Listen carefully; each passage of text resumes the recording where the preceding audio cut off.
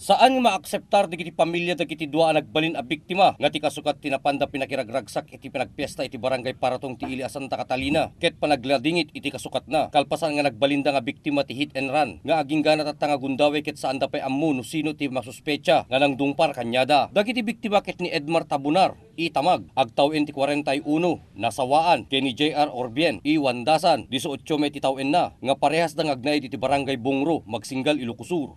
Basar ti investigasyon ng parwar iti PNP Santo Domingo, iti motor nga manmanihwen ni Tabunar ket agpaamyanan nga direksyon. Aditan nga nasabat na ti saan pa'y amabigbig nga lugan, ket ditan nga nadungparda iti naglugwanan ni Tabunar ken ni Orbien. Ongoing balay ng rayad iti panagipag-follow up investigation tayo.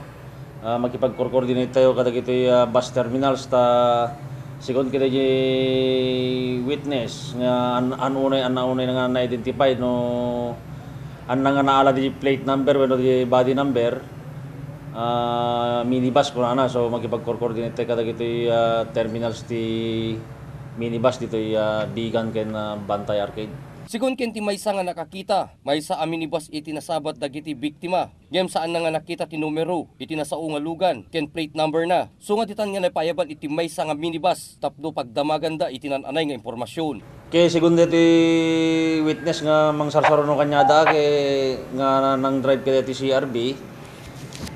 Sigun kanya na nag-overtake ti alanganin deti nakamotor. Nga dakasakay na so dayjay idi lumsot ko ma eksakto may nga naabot na dayjay corner iti minibus. Ibagana nga kasla kulay iti Parinyas ko na so inaiban tayo dayjay mesa nga ta chinek mi dayjay duration dayjay ko after the accident. May palagip nga ni Tabunar ket natay nga insigida, gem ni Orbien ket natay idi agdama nga mag-agasan, ken napasamag iti nasao nga disgrasya, idi aldaw iti Sabado, agarop alas 6:05 iti malem.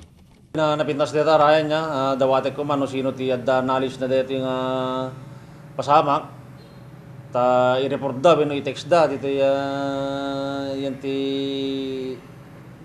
istasyon tayo, when no may da i-report, ta uri kay maprotektaran mi dayjay naganda antay nga kwa ta syempre witness so no sino man apo ti pasahero na dayjay minibus no minibus man ti nakasagid nga talaga